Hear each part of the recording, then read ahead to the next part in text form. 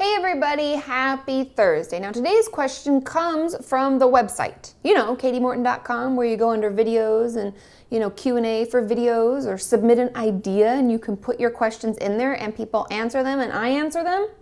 Yeah, that place. So the question today is, one topic I'd love for you to discuss on your channel someday is recovering from an emotionally abusive, emotionally unavailable, or generally mean mother.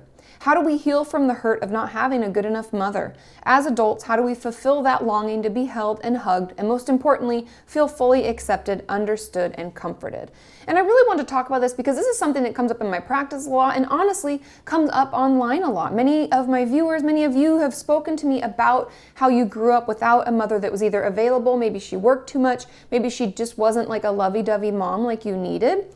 Or you were told it wasn't okay to cry or to feel anything. And so we slowly, as children, start shutting down and disconnecting from those emotions. And so today, I want to talk with you a little bit about that. But I want you to stay tuned till the end because I'm trying something new. I asked you on Twitter or Facebook if you had any other questions about this topic. And I'm going to pull one of those and answer at the end of the video. So make sure you stay tuned for that.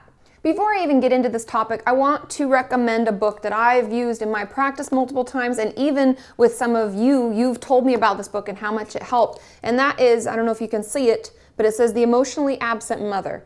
And I think I've mentioned this before, and I wish it had like a nicer title and didn't look quite so sad, but it is extremely helpful, and I can't tell you how amazing this has been for so many of my clients and so many of you. Because the truth about healing from an emotionally absent mother is that it has so much to do with attachment.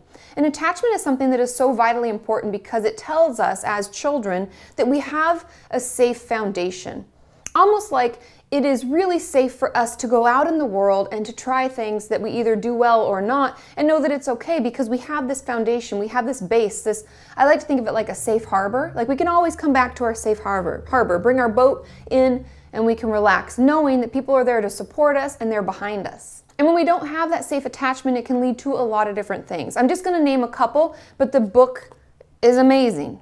If you're struggling with this, please purchase this and read it and work with your therapist on it. It has amazing tools and techniques and things in there that are easily usable and things you can do in your daily life. But when we don't have a safe attachment, it can lead to us struggling to manage any emotion. Every emotion can feel really scary because when we were children, we were told that it wasn't okay and it wasn't something that was comforted, like feeling sad wasn't something that our mother was like, it'll be okay, don't worry. We never got that. And so we feel like those emotions are scary and overwhelming and no one's there to soothe us. It can also make it difficult for us to have empathy in others because if we aren't okay expressing it ourselves, when we see someone else expressing it, we think, whoa, whoa, whoa, whoa, whoa, I don't think that's quite okay, and it can make us really uncomfortable. Also, it can cause us to struggle in relationships. We can struggle to let people close to us because it can feel really unsafe and uncomfortable, and also it can make us really uncomfortable with anything that's emotionally driven. If someone is really emotional towards us, we're uncomfortable. Everything that we feel and every emotion that we go through in a day can be really uncomfortable. And so you can see how this can hinder us in so many ways. Along with understanding what not having a good enough mother can do to us, I think it's also important to note how we heal from it, because that's really the question, and that's what I get more excited about, is how can we get better? But I do believe that understanding where it comes from and how it can affect us is really pivotal in our recovery from it. I do think it's really, really important for you to take time reading through the first few chapters of this, because understanding how not having an emotionally available or a good enough mother affected you, I think that that's really important. But also now moving forward, and the question at hand is, how do we heal from it? What can we do? And that's why I love this book so much, because it starts out telling us what symptoms we may have because of it, and then later gets into what things we can do to help heal. And a lot of that work comes like from the child voice. And I know you're thinking, what the hell does that mean, Katie? But often when we grow up without an emotionally available mom, we don't feel like we have a voice as a child. We often snuff out all of the emotions, all of the experiences, and we just don't feel safe expressing it. And so part of the work that I do with my clients in my practice is having them express from that child voice all the things they maybe wanted to say when they were growing up and felt that they couldn't. I know that can be really awkward in sessions sometimes, but something that has helped a lot of my clients is writing it down or typing it out and bringing it into session later. And it can be a letter from your childlike self to your adult self. All the things maybe that were really hurtful and that happened, all the feelings that you have about it, and really just letting that child be a child, letting it throw a tantrum, letting it vent. I know this can sound really crazy, but often when we grow up without an emotionally available mom, we don't feel that it's safe to do that. And having a safe space like the therapy setting to do it can be so incredibly healing. There are also techniques for self-soothing, and that's something that I think a lot of people who didn't have an emotionally available mother struggle with, because we didn't get any of those rubs on the back and the it'll be okay and I'm here for you and I believe in you. We didn't get any of that softness and that mothering that we so very much desired. And so what I have a lot of my clients do is practice what I call good mother messages. And I'm taking it directly from this book. And these good mother messages are things that you wished you could have heard from your mom. It could be, I love you no matter what. It could be, you're so amazing and I'm always here for you. It could be any number of messages. And they even give examples in the book, which is what I love, because sometimes when I'm saying this to clients, they're like, I don't know what that means, good mother message, because we didn't have it. So how can we just pull it out of thin air? And so it can help to kind of think of things that maybe we really wanted to hear, and reading about it can really help spark those ideas. And so I have my clients tell themselves these good mother messages while doing something caring for themselves. This could be, rubbing your own feet. This could be taking a bath. It could be just relaxing, putting on your cozy PJs and watching your favorite movie. It could be any of those things that are kind of part of the self-care realm, right? We're doing things that feel good to us. At the same time, we're starting to re-mother ourselves. And I know that sounds kind of creepy and odd, and it's hard to put it all together, but what we have to do is we have to heal that child, and we have to talk to that child in us that didn't get all the things I'm talking about. And so it's really important that even if we don't believe them at the beginning, we continue to tell ourselves these good mother messages. And one of the last techniques that I'm going to talk about today, but like I said, there's so much more about this. This is just like the tip of the iceberg. If you want me to do more in-depth videos about different parts of this, let me know and give us a thumbs up. But the last thing that I would encourage you to do if you're struggling with this is to build up your supports. Who are your people that you know love you unconditionally? Who are friends that have been there for a really long time? We may not have these people yet, but we can start to build them. Maybe that's getting a therapist that can help support and you have regular touch bases with.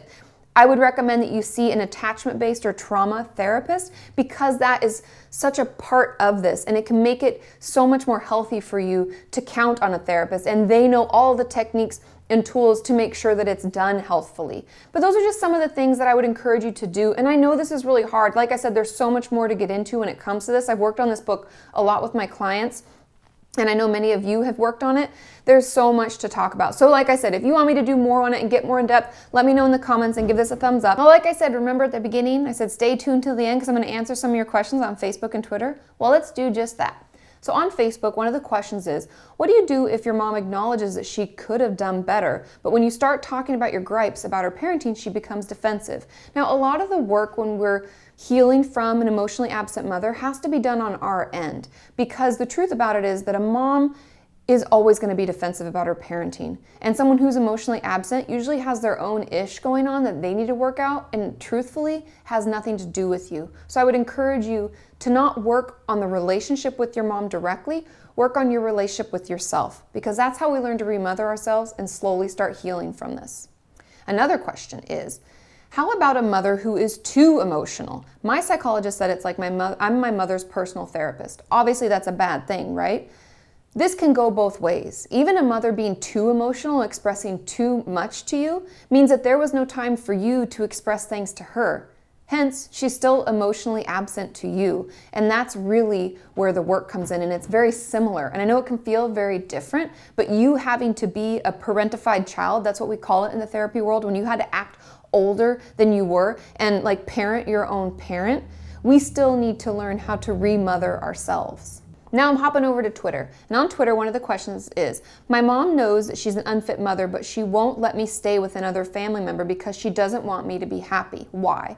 Like I said before, often mothers that were emotionally absent have a lot of their own problems. They may have had trauma in their life. Often they came from an emotionally absent mother as well. And truthfully, Imagine what it's like for them, because if they can't be emotionally available to their own child, chances are they don't have any healthy, close relationships that they can count on. Therefore, by your mom saying this, she's kind of forcing you to be her only support. And I would encourage you to set healthy boundaries and know that you get to choose where you go and where you stay and what you do. And then you get to work on the whole process of remothering yourself. Another question on Twitter says, is it considered emotionally absent when she wants me to open up to her but then ends up devaluing my problems on her own? I would call that emotional abuse, and that could definitely be part of this, but you can check out, I'll put in the description my link to my emotional abuse video, because her asking for you to express things and then devaluing it is really part of emotional abuse. Next question, we got a couple more, says, is it normal to find another mother figure who you feel very attracted to? Maybe an older friend, family friend, etc. It's very common. And like I said, I can't recommend this book enough because it really helps you recognize where that attachment comes from and work to heal it. Because when we are so attracted to other people and trying to fill that mom void, it can honestly be unhealthy. And so it's important that it's done slowly. I think family, friends, and close friends are really great, but making sure at the same time that you're still learning to remother yourself and healing the wound, because no matter who we try to stuff in there, what that hole really represents is the mom that we wish we had. Next question, is it healthy to just give up on ever having a good relationship with an emotionally absent parent? The truth is, yes. If they are not healthy for us, I would compare it to kind of like a toxic family member or a toxic person in our life. If it's not good and they're not working on it and they're not trying to help you, then it's completely okay to not try to have a relationship with them. If it benefits you none, it's okay to not do that and to even cut them off. Because often people who are emotionally absent don't recognize their faults and will continue to do it over and over. Last two questions. This question says, does that gap have to be filled or can it just stay that way? If so, how would one fill it and not let it affect the rest? The gap cannot stay there for us to be healthy. If we leave that gap in ourselves where a good mother would have been, we will find ourselves attaching unhealthily to people in our lives that can really harm us. And often we'll get in really unhealthy relationships as a way to try to cultivate the love and care that we've wanted for so long. And so the truth is that it may not need to be filled with another person, but we're going to need to learn how to heal that, stitch up that wound, give it time so that we don't need to fill it with someone else. And the final question, can emotionally absent parents influence/damage our own future relationships? I try to be the opposite. It definitely can, but if we work on ourselves and if we do some of the tools and the tips and tricks that are in this book and that I've mentioned in this video, we can heal from it and grow from it and not do the same thing again. They find that a lot of people who come from emotionally absent parents will try to do it again themselves if they're not aware of it and they don't do things to try to heal and to remother themselves. So know that you have complete control over this. I know it's really hard work. Therapy is really hard, but using some of these tools and doing some of these things can help us begin to heal that wound and know that we can move forward without feeling like there's a void or having it affect any of our future relationships. A lot of the answers and tips and tricks that I offered in this video, like I said, come from this amazing book, and you can find it under my Amazon list that I have on my website. So you hop over there and check it out. I'll put a link in the description so you can get over there easier. But know that I will keep following up on this. I know it's a really important topic. Thank you so much for asking your questions. I love you all. Have a wonderful day, and I will see you next time. Bye!